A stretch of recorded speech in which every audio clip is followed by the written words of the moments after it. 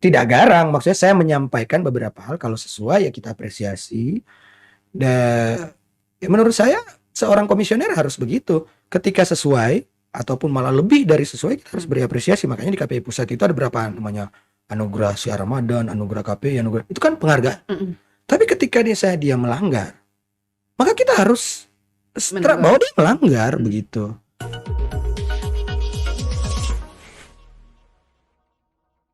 Assalamualaikum warahmatullahi wabarakatuh. Kali ini saya ditemani oleh Bung Reza Mohi. Halo Echa, apa kabar? Halo. Ini menarik. Hanya beberapa orang yang memanggil saya Reza Mohi. Iya. Saya sebenarnya Echa. Iya, maksudnya kalau nama yang tahu nama lengkap saya nama Reza Mohi itu cuma beberapa orang. Iya. Termasuk Femi. Karena memang di nama saya yang sebenarnya itu Mohinya nggak ada. Iya. Di masa tahun waktu itu zaman kita kecil, di masa itu ada peraturan marga Bapak itu tidak perlu ditulis di di akta. Oh. Begitu. Makanya kalau nama saya yang resmi itu tidak ada Mohinya. Tapi di beberapa Muhammad Reza, beberapa sahabat dekat itu tahu Muhammad Reza Mohi. SD sempat ada Muhammad Reza Mohi. Tapi begitu mau lulus entah ada peraturan bagaimana waktu itu kata ibu guru nggak usah pakai marga karena di akta itu waktu itu tidak ada marganya, cuma ditulis Muhammad Reza, kan ada begitu peraturan dulu seperti itu. Masa kalau saya malah kenapa jadi Christina Muhammad Udoki? Kan orang lihat ini perempuan apa laki-laki, karena ada Christina Muhammad Udoki, ada Muhammadnya kan, karena harus ada namanya bapak di tengah. Betul. Saya nggak tahu ya, waktu itu kan saya masih kecil, jadi saya juga tidak tahu sebenarnya nama saya itu dulu lengkap. Nama kakek, nama bapak, kemudian marga. Jadi Muhammad Reza Falepi Soekarno, ya kan? Soekarno Nasrandi, karena bokap itu Nasrandi namanya, Nasrandi Mohi gitu. Lama-lama di ini Muhammad Reza, kemudian Muhammad Reza Soekarno Nasrandi Mohi, tiba-tiba berubah lagi Muhammad Reza, itu SD itu berubah begitu, yang dulu kan belum ada. Jadi yang sekarang di akta di KTP tinggal Muhammad Reza. Jadi Muhammad Reza Mohi. Kalau sekarang kan tinggal berapa karakter itu untuk nama, tidak bisa. Untung juga tidak panjang. Kalau panjang kan susah mau melingkari kalau ujian. Iya. Iya kan? Kalau sekarang sudah tidak. Berarti semua kayak buku rekening, ATM Muhammad apa Reza. Itu pakai Muhammad Reza. Iya kan, kalau pakai Mohi nanti diminta lagi surat lagi. Jadi waktu memang juga teman-teman dan keluarga juga sempat tanya, "Kenapa nggak nama tidak ada Mohi?" Iya. Saya tidak tahu karena memang tanya tiba-tiba.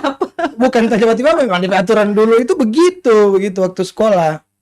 Semakin kesini ijazah, STTB segala macam itu kan disesuaikan. Iya. Akhirnya menjadi tidak ada marga. Iya, jadi yang tidak kenal ini, yang cuma taunya Muhammad Reza, ya sebenarnya namanya Muhammad Reza Mohi. Iya. Jadi Echa ini sudah berapa hari ya di sini? Ini pasti lari. Bukan, pasti lari dari tuh. Tidak, mau seminggu. Jadi sebelum lockdown, sebelum penutupan. Tidak juga sebenarnya begini, aktivitas di kantor itu ada aktivitas waktu itu saya harus ke Makassar. Jadi di Makassar itu kami Bapak ini sangat merendah. Bukan tugas. Jadi saya karena begini, setiap daerah saya mau tanya, misalnya Femi tahu tidak ada berapa radio dan TV di Gorontalo misalnya? Ya. Tidak tahu kan? Ya. Tidak tahu. Di banyak daerah banyak yang tidak tahu. Maka kami bikin yang namanya membuat sebuah aplikasi mendatabase atau memprofiling. Jadi datanya itu menjadi lengkap. Nama, lembaga penyiarannya berapa segala macam. Salah satu yang kami datangi itu setiap daerah sekarang Sulawesi Selatan. Kemarin Sulawesi Selatan itu mengundang untuk kemudian memprofile semua lembaga penyiarannya. Sehingga kalau ada informasi untuk biro iklan misalnya, mereka tanya, misalnya KPI misalnya di Sulawesi Selatan itu ada radio untuk anak muda ada berapa orang, itu ada di data kami. Jadi memang ada profilnya itu langsung ada aplikasinya, segmentasinya untuk apa begitu.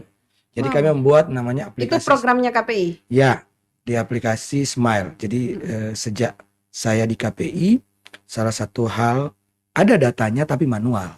Kemudian saya bersama teman-teman komisioner itu inisiatif untuk mendigitalisasi datanya secara komprehensif, secara lengkap. Bukan cuma misalnya ini lembaga penyiaran, misalnya radio A lokasinya di sini, direkturnya ini, tidak sampai di situ. Standar. Tidak begitu. Jadi radio A lokasinya di sini, direkturnya ini, ya kan? Kemudian programnya apa?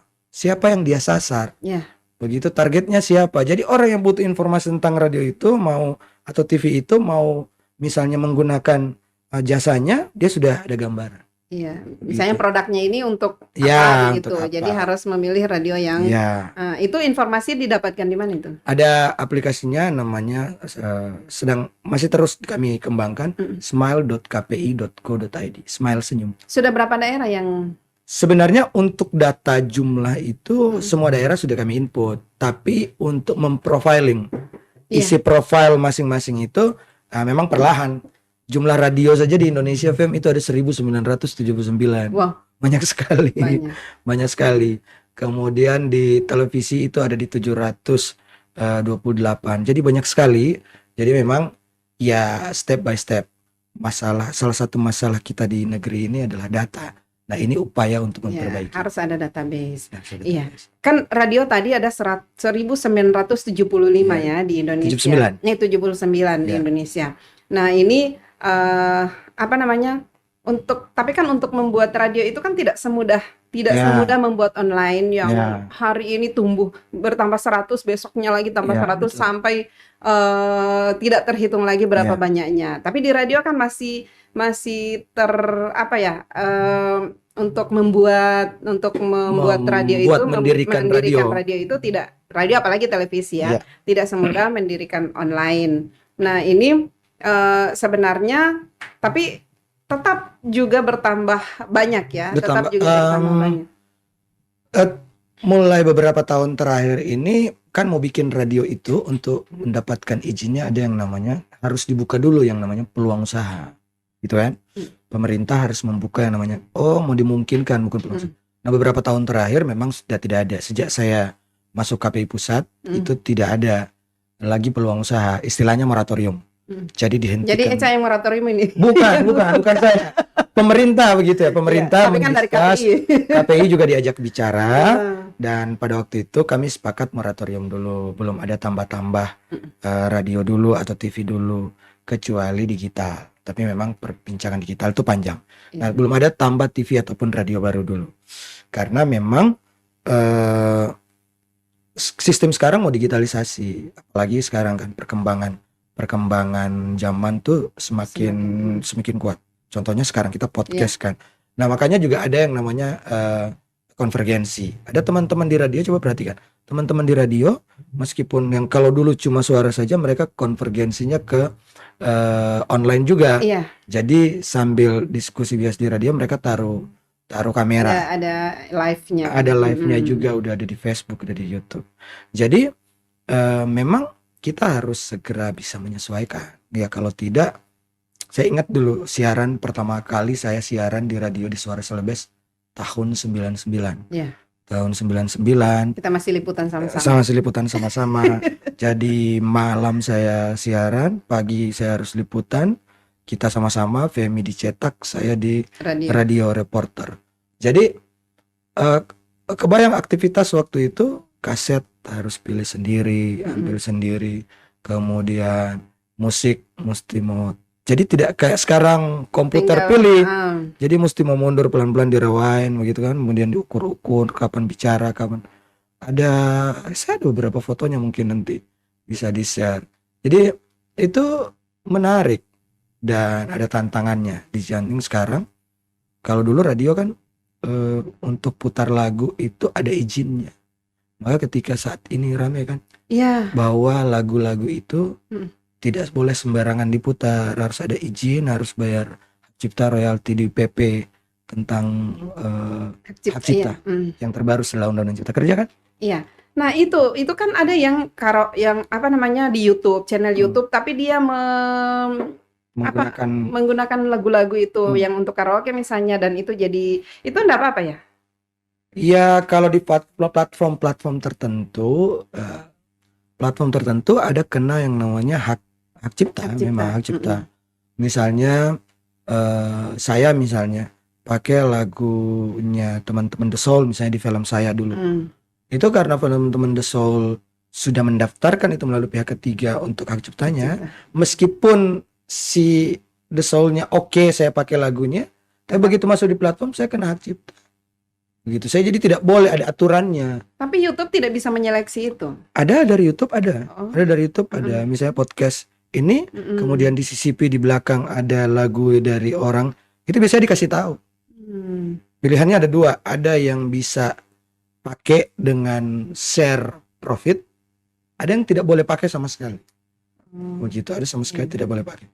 Dan memang aturan mainnya seperti itu ya. Kalau di platform itu yang banyak seperti itu. Dulu waktu saya bikin radio di Gorontalo waktu itu namanya Radio Sivika. Untuk putar lagu itu saya kerja sama dengan ada beberapa label waktu itu, kalau saya tidak salah keliru itu dengan Musika saya ada kerjasama, dengan IMI kalau tidak salah saya ada kerjasama. Jadi ada beberapa label, mereka kirim lagunya untuk bisa diputar. Selain lagu itu ya nggak bisa. Setahu saya RRI misalnya, RRI itu bayar. Mereka punya bank lagu, bank lagu yang diputar itu tiap tahun kalau saya tidak keliru mereka bayar. Harus bayar, tidak boleh sembarang putar. Gitu. Iya, tidak bisa. Jadi misalnya saya juga tanya di teman-teman TV, misalnya mau pakai lagunya untuk soundtrack itu bayar juga ke artisnya. Tidak bisa karena di setiap karya itu ada hak ekonomi yang melekat dalam itu bisa karya. Digugat itu kalau bisa misalnya digugat. Kalau tidak ada izin ataupun tidak diizinkan atau tidak atau melanggar misalnya penggunaan hak cipta. Ada artis misalnya, saya ngobrol sama kawan produser TV, ada artis yang misalnya dia tampil di acara itu cuma 5 lagu misalnya.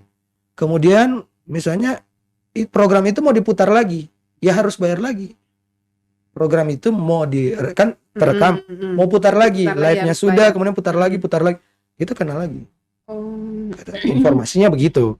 Entah mungkin bayarnya masih seperti itu atau setengah atau bagaimana, tapi putar lagi, bayar lagi. Cuman KPI ini kan tidak YouTube ini kan tidak masuk. Kenapa tidak dipikirkan untuk karena begini. Jadi saya punya pengalaman juga.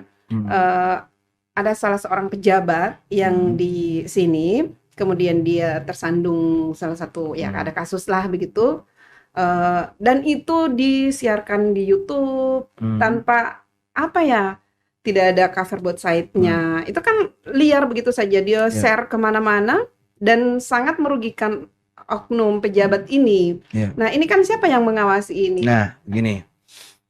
Jadi sampai sekarang platform media baru, kami menyebutnya namanya internet, ini platform media baru, belum diatur oleh KPI. Ada yang ngatur, namanya gugus tugas terkait media baru. Nah, lucunya tak ada KPI di situ. Gugus tugas itu semua kementerian lembaga. Harusnya ada KPI. Tapi KPI-nya tidak ada. Gitu, semua gugus tugas kementerian. Jadi kalau berhubungan dengan pertahanan keamanan, nanti orang gugus tugas itu ada orang pertahanan keamanannya. Yang berhubungan dengan misalnya. Ini kan penyiaran juga ya? Iya, mendefinisikan ini sebagai penyiaran, misalnya melalui medium ini, itu belum masuk di klasifikasi undang-undang yang yang membincangkan tentang undang-undang 32 tentang penyiaran. Memang sempat kemarin ada permintaan dari lembaga penyiaran, dan itu mereka melalui jalur MK kan, bertanya ke MK bahwa diperluas ruang yang namanya media lainnya itu termasuk internet. Tapi kemudian kan itu kalah di MK. Jadi platform media baru belum masuk sekali lagi belum masuk ke ranah pengawasan KPI. Jadi KPI itu hanya mengawasi TV, radio. Itu dulu. Nah, gugus tugas ini siapa-siapa yang ada di dalam? Setahu saya yang mengkoordinir itu Kominfo. Dulu waktu diskusi itu saya tanya dan disampaikan oleh Kominfo melalui kalau saya tidak salah Direktorat TV waktu itu. Ya, kami ada gugus tugasnya.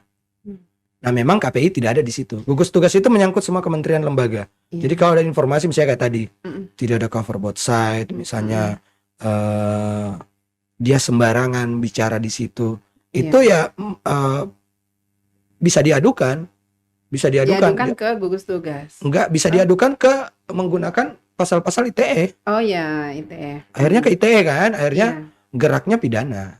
Nah, kalau kayak KPI itu kan bisa dia berhak misalnya menghentikan program atau ada tahapannya. Jadi kami di KPI itu ada tahapan. Tapi itu berlaku untuk TV dan radio. Jadi kalau misalnya Anda berkata-kata kasar, ada masuk klasifikasi misalnya, itu teguran dulu, teguran tertulis. Kadang-kadang kami itu suka dikata-katain netizen. Kok tegur? Harusnya dihentikan. Padahal memang aturannya ada tahapannya. Tapi memang ada program yang memang harus dihentikan. Jadi kalau KPI itu bergerak setelah tayang. Kalau sebelum tayang itu kami bisa menyampaikan terlebih dahulu. Misalnya edaran. Misalnya kayak kemarin mau lebaran kami edaran. Pengkonsumsi makanan hati-hati, ya kan? Misalnya, atau dai-nya sesuai standar MUI. Jadi menghimbau. Tapi kalau untuk memberikan sanksi, kami harus setelah tayang. Karena harus lihat dulu tayangannya. Jadi harus lihat dulu tayangannya. Kalau untuk yang sebelum tayang, itu namanya lembaga sensor film. Ada lembaga sensor film. Kalau untuk tayangan-tayangan program, itu di lembaga sensor film, untuk film dan seterusnya. Nah, KPI itu, misalnya kami ada beberapa program yang kami hentikan. Ingat tidak? Sempat ada rame juga itu. Ada artis yang jual dalamannya, kemudian masuk di Twitter, nggak usah sebut ya, nggak usah sebut ya. Itu rame, jadi dia itu kan dari media sosial, jual 50 juta, tiba-tiba masuk ke itu dibahas di TV, bahas di TV, nah, dibahas itu di radio, kena. Itu tidak sopan, masa hal-hal seperti itu diputar, kemudian ini kan cuma cari sensasi di ruang publik. Oh, ini yang X dipakai, kemudian kami ada beberapa program yang akhirnya kami tegur, setelah tegur kami hentikan. Bisa dihentikan. Iya, ada beberapa program itu yang terakhir ini, yang bulan April kemarin ada beberapa program itu yang kami hentikan. Yang dihentikan karena memang tapi kan acara-acara kayak acara-acara TV itu kan di ini lagi ke YouTube kan? Ya, jadi sekarang udah ada yang dari YouTube ke TV, ada yang dari TV ke YouTube. Misalnya gini, contoh saya kemarin diskusi sama Dewan Pers. Kalau di negara lain, ya memang sih tidak dilarang mengambil materi dari media baru, tidak dilarang. Tapi teman-teman misalnya di media di luar negeri misalnya, itu ngotot menuliskan atau memberitakan sesuatu yang dia liput sendiri. Yang dia wawancarai sendiri, yang dia lihat sendiri faktanya. Yang ini kemudian ada fakta-fakta tambahan dari media baru di dia.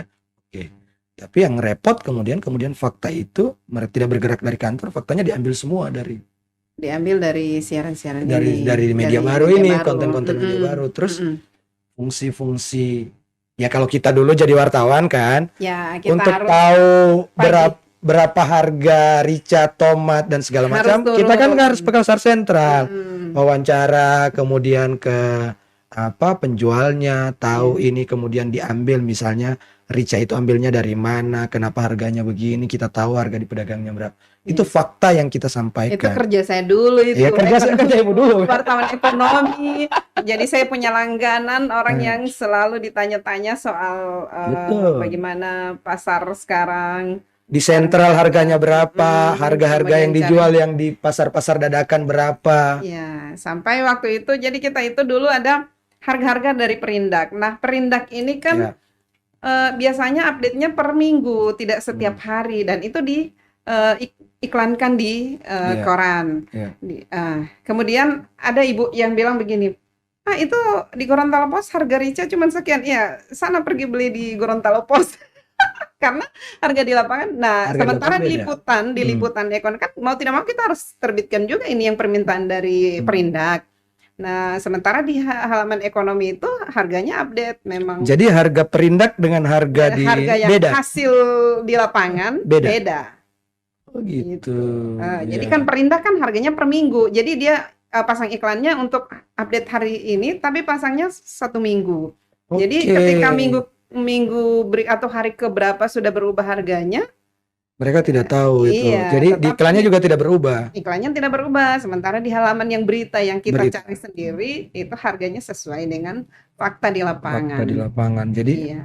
Nah, sekarang kalau misalnya ngambil begitu kan dari media baru, takutnya malah liar, tidak, informasinya malah keliru begitu. Jadi iya hal-hal seperti itu. Makanya banyak konten. Jadi sekarang banyak konten TV masuk ke media-media baru melalui TikTok lah. Kemudian kalau kita perhatikan di YouTube juga ada. Jadi mereka kemudian juga ada konten di media baru yang kemudian jadi konten TV. Dan masalahnya ini konten-konten di media baru ini seperti TikTok itu kan apalagi anak-anak itu kan nonton dan mereka sepertinya belajarnya sudah dari situ. Tidak lagi ini katanya ada apa? Ada gerhana misalnya atau apa begitu, dan ada informasi-informasi yang didapatkan dari situ, mereka belajarnya dari situ.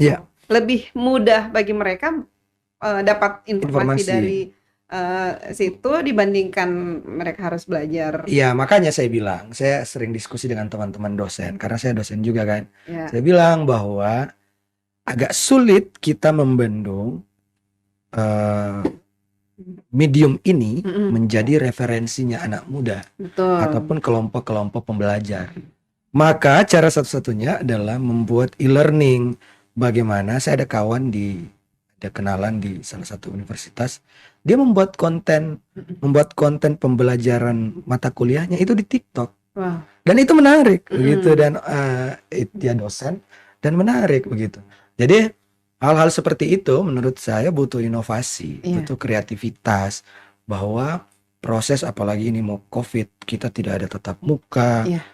Memindahkan ruang kelas ke Zoom. Ke Zoom itu sungguh itu, ya maaf, saya sendiri kan, saya juga sambil kuliah kan, masuk ke Zoom itu, aduh, belum juga dimatikan videonya, orang tidak tahu orang ini ada masa, orang ini ada apa begitu. Dan sampai cuma tidur kan tidak ada yang tahu. Nah, tapi kan mau tidak mau kita orang harus pindah ini. Jadi butuh kreativitas. Ini tidak bisa dibendung bahwa ada teknologi seperti ini yang sedang berkembang dan ini diminati. Cuma persoalannya memang bahwa bedanya medium baru dengan medium analog yang ada, bahwa kalau koran, radio, TV itu kan prosesnya ada verifikasi dari wartawan, kemudian redaktor. Itu kan semua tidak mudah. Beda dengan media baru. Makanya kemudian kenapa orang bilang di medium baru itu hoaxnya gitu, itu bisa ribuan. Bisa ribuan. Bayangkan cerita soal set kemarin malam masih komen di Facebook sepupu saya gara-gara dia posting soal vaksin dan orang lumpuh gitu. Dia postingannya mengarah seakan-akan vaksin itu bikin lumpuh begitu. Saya komen, kalau begitu saya sudah lumpuh dong karena saya sudah vaksin. Saya sudah vaksin 2 kali, istri saya juga sudah. Kami satu kantor, kami semua sudah vaksin dan baik-baik saja. Bahwa kemudian ada kejadian-kejadian seperti itu, ya dengarkan dulu penjelasan medisnya. Tapi begitu itu disebar-sebar membuat informasi menjadi tidak terverifikasi dengan benar. Jadi liar kan. Akhirnya orang percaya karena dikemas dengan sangat bagus juga, kemudian itu di-share kemana-mana dan orang percaya bahwa ini. Nah, yang jadi parahnya itu kalau ada juga oknum-oknum pejabat yang turut juga percaya dengan informasi-informasi seperti itu, dan memang ada di salah satu daerah seperti itu. Yang saya pernah kemarin di salah satu daerah, jadi sampai level eselon 2 pun takut untuk divaksin karena ada kejadian di daerah tersebut, orang setelah divaksin kemudian berapa hari kemudian dia meninggal. Ya entahlah, memang mungkin dia sakit atau memang karena ajalnya. Dan ini jadi takut semua orang divaksin. Betul. Jadi entahlah ya, di masa kita mencari informasi itu betul-betul kita ketahui sumbernya. Jadi kalau Anda tidak tahu, Femi ini liputannya bikin salah satu kepala dinasnya pindah. Berhubungan. Dan ibu-ibu beradang, Dharma Wanita marah-marah gara-gara ibu PKK itu tidak bisa ke Belanda waktu itu ya. Jadi ke Belanda. Dan itu mau promosi budaya. Jadi ya entah ya di masa kita dulu jadi wartawan, promosi budaya itu kita bisa buat, itu bukan promosi budaya, itu jalan-jalan sebenarnya. Jalan-jalan, cuma kan judulnya adalah judul promosi saja. budaya. Kan promosi budaya ya kalau sekarang memang enggak ada alasan lagi untuk harus ke sana, karena sekarang promosi budaya kan banyak media untuk banyak medium ya untuk bisa melakukan promosi itu. Kepala Dan dulu dinas. kita ya untuk bisa mengklarifikasi atau mengkonfirmasi itu kita harus datangi kepala dinasnya, harus cari rumahnya. Kita cari anggarannya itu ada di mana, kemudian di komisi berapa, siapa yang harus mengkonfirmasi ada anggaran itu. Ya, kita diskusi dengan Banggar, bagaimana bisa mendapatkan ini. Sekarang nggak begitu. Orang sekarang begitu lihat di Facebook atau di Instagram atau ya orang status, percaya saja, langsung ambil dari situ, dikutip dari laman Facebook ini begitu, tanpa harus verifikasi. Padahal kan memang kalau dunia jurnalis sekarang tantangannya tidak seperti dulu. Harusnya malah lebih ribet sebenarnya. Harusnya. Dan orang bilang begini, itu kan dulu di zaman kalian masih begini. Tidak, tetapi karena kode etiknya kan tidak berubah. Kode etiknya tidak berubah, dan kita harus justru dengan teknologi yang ada sekarang ini, kita semakin dimudahkan kan. Betul. Untuk melakukan konfirmasi, untuk verifikasi. Ya. Nah, sekarang tidak, tinggal ambil saja, main comot, kemudian share.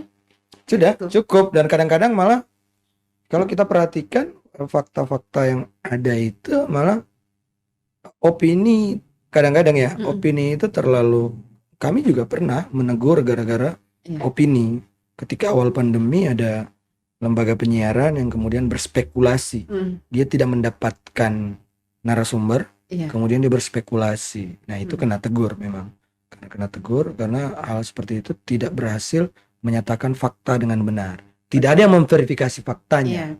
Walaupun sekarang kalau untuk online, berita-berita di media-media online itu kan ada cek fakta, itu kan ada seperti itu. Tapi tetap juga orang membuat berita-berita yang menjadi tugas kita sebenarnya, menjadi tugas wartawan untuk proses verifikasi konfirmasi.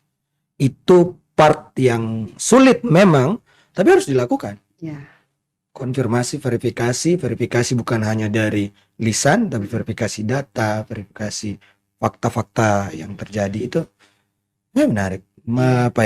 Rindu masa-masa itu, masa-masa di lapangan.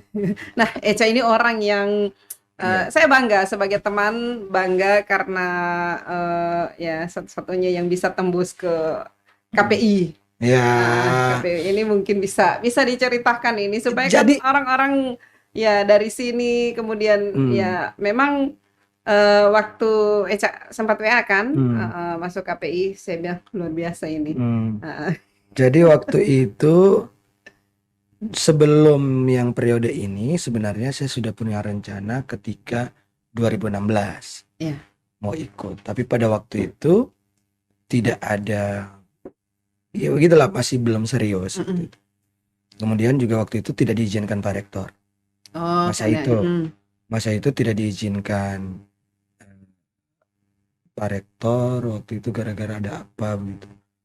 Pokoknya pada waktu itu saya baru jadi PNS, baru jadi dosen, kemudian mau izin, tidak diizinkan Pak Wakil Rektor 2, sekarang dia Rektor, Pak Edward waktu itu. Kata Pak Edward tidak bisa karena kamu masih 80%. Di Pak Edward bilang tunggu saya Rektor dulu. Dia tidak bilang tunggu saya Rektor, tunggu 100% dulu katanya, jangan dulu. Pokoknya jangan sekarang kata dia begitu. Ya sudah, akhirnya batal. Saya sempat upload register sedikit waktu itu, tapi akhirnya tidak lanjut. Tidak serius. Masuk di baru kemarin itu ikut. Sebenarnya tidak awalnya tidak niat sekali.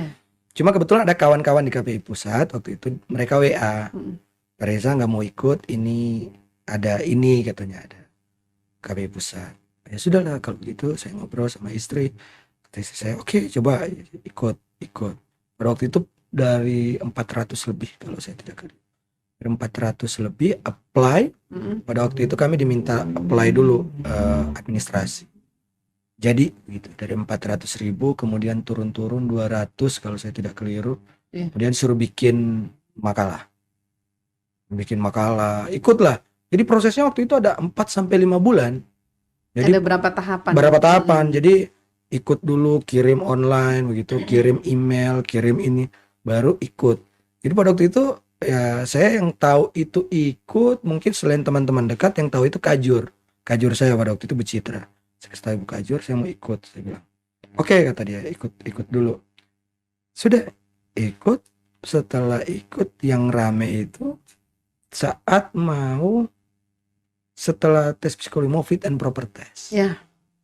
Ya, di situ baru saya tahu. Di situ baru Femi tahu, El Nino tahu. Kemudian kalau teman di kampus ada 1-2 orang yang tahu, termasuk Pak Edward itu tahu dari awal. Nah, istri saya juga tahu dari awal. Yang tahu itu cuma 3 orang, 4 orang dari Gorontalo. Bahwa saya mau fit and proper test. Ya sudah, ikut fit and proper test. Dan alhamdulillah, saya pikirnya waktu itu tidak mau jadi sebenarnya, karena di 5 menit terakhir itu nama saya itu udah nggak ada.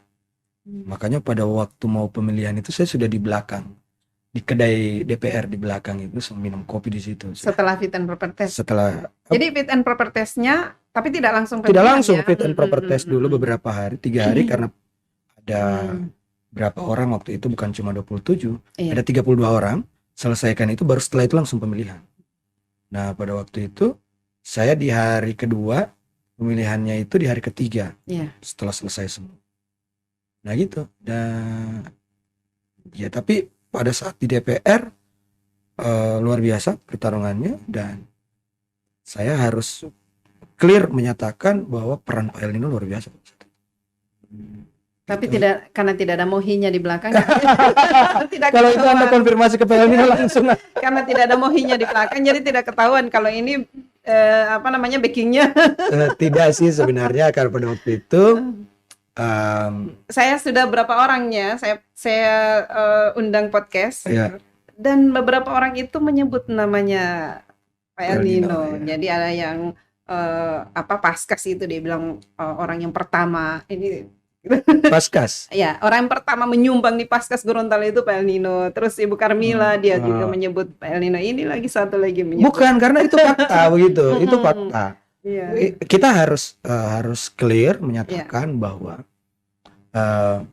dalam komunikasi, dalam berjejaring, dan dalam menjelaskan pada waktu itu kan, pertanyaan El Nino ke saya itu, mana mau apa di sini? Jadi dijelaskan ini seperti ini, seperti ini. Setelah itu pesan itu yang kemudian diamplify oleh beliau ke jejaringnya kan, gitu. Itu kan komunikasi sebenarnya. Orang kan tidak mungkin akan membackup atau mendukung kalau misalnya dia tidak tahu yang dijual ini juga bukan sesuatu yang bisa dipertaruhkan begitu. Atau misalnya tidak patut untuk direkomendasi, atau cacat untuk direkomendasi kan, itu juga penting. Tapi kan fit and proper test juga menentukan. Sangat menentukan. Saya ada beberapa kawan pada waktu itu di fit and proper test, ada yang luar biasa, tapi memang begitu verifikasi, cek dan recheck mungkin oleh teman-teman DPR itu di tracking itu ada beberapa hal yang membuat tidak jadi misalnya kan. Ya itu fakta yang harus kita sampaikan, bahwa kemudian ada unsur sama-sama dari dapil, apalagi kalau misalnya itu dibawa misalnya bahwa sebagai perwakilan dari Gorontalo, ketika ada yang dari Gorontalo yang secara layak harus dia rekomendasi, otomatis ya Pak El Nino ada di situ begitu. Itu menjadi kemudian ini patut direkomendasi dan dia tidak rekomendasi kan, menjadi tidak. Betul. Jadi tidak menjadi aneh kalau malah dia tidak rekomendasi. Jadi selain Pak El Nino, waktu itu saya ketemu Om Rum. Waktu itu kan masih Om Rum. Saya ketemu Om Rum sebelum masuk, setelah pemilihan saya ketemu Om Rum, ngobrol sama Om Rum. Setelah itu El Nino dan Om Rum sih yang waktu itu ketemu ya. Tapi waktu sebelum masuk itu kan ya pasti belum terpikirkan ini, saya akan mau ketemu ini begitu. Setelah psikotes kan, setelah psikotes pasti fit and proper test ya. Di masa itu sebenarnya sudah di list. Saya sudah list orang yang pertama akan ditemui El Nino gitu. Orang kedua siapa, orang ketiga siapa. Ini yang menarik. Jadi waktu ini psikotes ya, waktu Eca masuk KPU Kota, itu kan tidak lolos gara-gara tidak lolos psikotes. Nah ini Provinsi bukan KPU kota. KPU provinsi ya. Provinsi. Tidak lolos gara-gara psikotes. Dianggap ini, membahayakan negara. Ya, lulus ini malah masuk KPI di pusat masuk. KPI pusat justru lolos psikotesnya. Mungkin waktu itu saya turun dengan kaki kiri tuh. Nah, bukan begitu. Jadi Eca memang ditakdirkan untuk jadi orang kelas level nasional. Iya, bukan level mungkin ya. Mungkin metode tesnya beda. Ya kita kan positive thinking saja. Atau mungkin saat itu memang lagi tidak. Lagi menulis waktu itu mungkin lagi tidak. Lagi patah hati. Atau lagi apalah ya. Lagi tiba-tiba marah-marah toh. Anggap saja begitu. Tapi kan setelah di KPI ini Eca ini makin fresh, makin. Iya, jadi. Padahal kan kalau pikir ya pasti banyak kerjaan lah kalau di sana. Iya, memang begini. Jadi waktu memang terus terang waktu masuk pertama saya gagap. Kalau dulu saya kan juga sempat di komisioner KPD Gorontalo. Iya. Terus terang ya ada perbedaan, agak perbedaan karena ruang lingkupnya misalnya kan. Kemudian kita menjadi referensi dari seluruh Indonesia untuk bertanya tentang kebijakan-kebijakan gitu kan. Memang di awal-awal gagap gitu. Kita menjadi tugas kita untuk belajar dan memahami betul arah dan peta regulasi dan juga peta industri. Karena menjadi tugas kami untuk memastikan industri itu berjalan dengan sehat, sekali lagi berjalan dengan sehat, dan kemudian juga patuh terhadap regulasi. Gitu. Nah, hal-hal seperti ini yang kemudian kita banyak bikin diskusi, kita banyak apa sih yang kurang untuk kita perbaiki, makanya kita bikin aplikasi tadi. Kemudian sekarang mau digitalisasi, seperti apa yang kita mau bikin di digitalisasi penyiaran. Saya pernah bikin diskusinya meskipun secara virtual dengan Pak Wagub dan orang-orang di Gorontalo pada waktu itu hadir secara virtual dan kemudian diskusi soal itu. Jadi memang awal-awal itu drop. Kita harus diakui awal-awal itu drop. Drop karena adaptasi juga ya kan. Adaptasi membaca alur, jangan itu. Ini sederhana saja. Alur surat misalnya kan. Alur surat ini masuk kemana, kok ini lama sekali begitu. Maksudnya saya birokrasinya kan. Iya, operasi birokrasinya seperti ini. Sampai beberapa kali akhirnya saya diskusi dengan teman-teman Pak Kabak gitu, yang teman-teman PNS. Boleh tidak ini misalnya dipercepat birokrasinya, potong satu rentang gitu. Iya, kita birokrasi. Yang tadinya 4 poin kita bikin 3 poin saja dulu lah. Jadi yang ini surat yang harusnya masuk ke bidang saya tidak perlu lagi masih harus lewati berapa banyak meja. Cuma gara-gara harus dimasukkan, harus mencatat dulu, harus inilah harus. Nah, tapi kan itu sistem. Iya, dan itu memang bukan persoalannya teman-teman di daerah bertanyanya ke saya. Coba bayangkan, ini kita orang ada kirim surat, itu surat belum terbalas. Kan saya tidak tahu itu surat masuk di mana, sampai pun saya tidak tahu begitu kan. Itu kan teman-teman di PNS. Nah, saya mencoba diskusi untuk kemudian hal seperti itu ini kan soal pelayanan publik. Hal seperti itu kemudian dicek, kemudian diperbaiki satu-satu atau dibuat bagaimana bagusnya biar pelayanan publik itu lebih optimal gitu sebenarnya. Jadi memang tapi kan lama-lama sudah sudah berapa tahun sekarang KPI? Tahun depan pemilihan.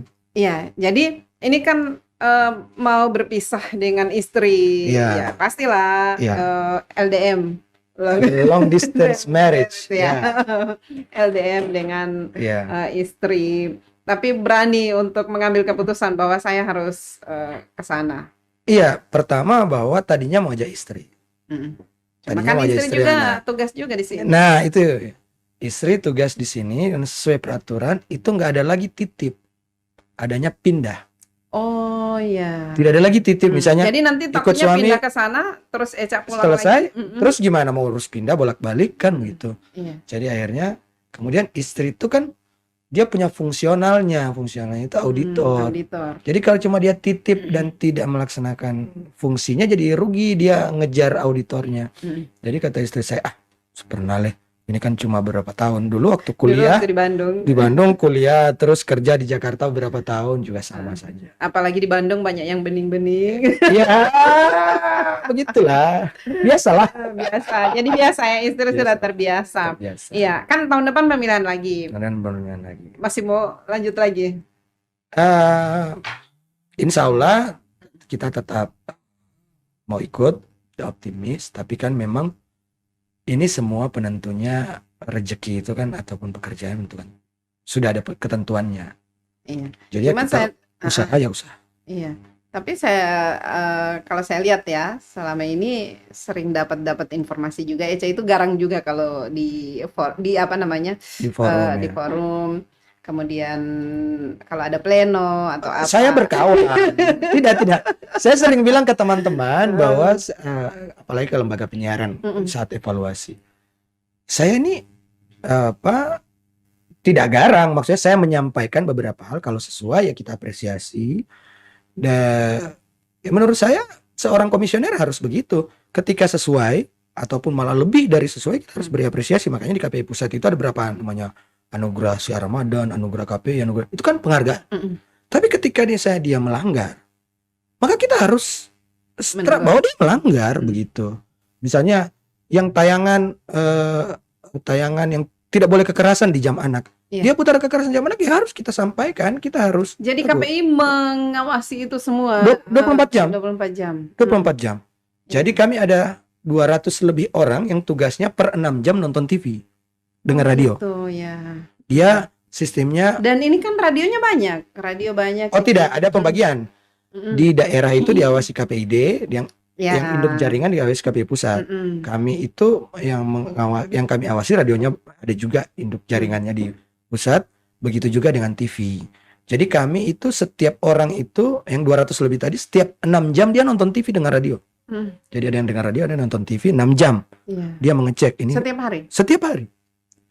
Jadi setiap hari itu ada tontonan, oh ini melanggar, ini berpotensi. Kalau si pemantau itu berpotensi, baru dibawa ke TA, dari TA kemudian sampai ke kami. Ini melanggar atau tidak. Kemudian itu bagian dari KPI juga orang-orangnya, pegawai di situ. Pegawai di situ. Ya, tapi KPI itu banyak godaannya loh. Iya. Karena ini orang-orang besar ini yang namanya pengawas yang di mana-mana yang namanya pasti pengawas pasti goda. Gitu. Godaannya besar. Bagaimana menghadapi godaan-godaan itu? Pernah nggak di? Ya pernah. Kita harus pernah.